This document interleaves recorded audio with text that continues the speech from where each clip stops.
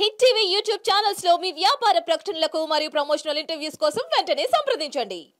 అప్రకటిత emergency Jaganmohan Reddy పరిపాలనలో 2019 నుంచి 2024 వరకు కొనసాగితే ఆ అప్రకటిత ఎమర్జెన్సీని కూడా వ్యతిరేకిస్తూ ఇవాళ ప్రజలు అపూర్వమైన విజయం కూటమికి అందించారు. దీని ద్వారా తెలియవచ్చేది ఆనాడైనా ఈనాడైనా నియంత పరిపాలన ప్రజలు ఆమోదించరు అనేది స్పష్టంగా అర్థమవుతూ ఉంది. అందుకే ఇవాళ దిక్కులేని పరిస్థితిలో జగన్మోహన్ రెడ్డి తన పార్టీని కాంగ్రెస్ పార్టీలో విలీనం చేసే దిశగా అడుగులు వేస్తూ ఉన్నాడు.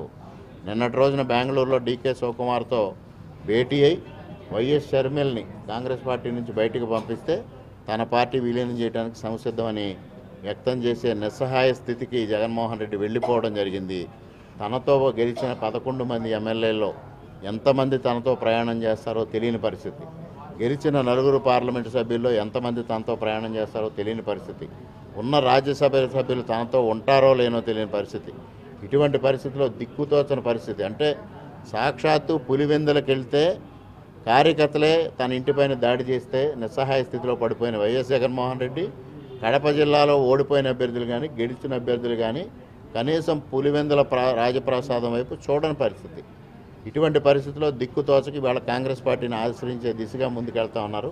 ఇటువంటి అరాచక శక్తులన్నీ మరలా కాంగ్రెస్ పార్టీ వైపు చేరి నరేంద్ర మోడీ గారి నాయకత్వంలో ప్రభుత్వాన్ని అస్థిరపరిచే ప్రయత్నాలు చేయడం జరుగుతుందని ఆశిస్తాం. హిట్ టీవీ యాప్ ని డౌన్లోడ్ చేసుకోండి. ఇందులో short news, live news, entertainment movies అన్ని అవైలబుల్ గా ఉన్నాయి. Please download Hit TV app. Hit TV app hit TV app ని ఫ్రీగా డౌన్లోడ్ చేసుకోండి.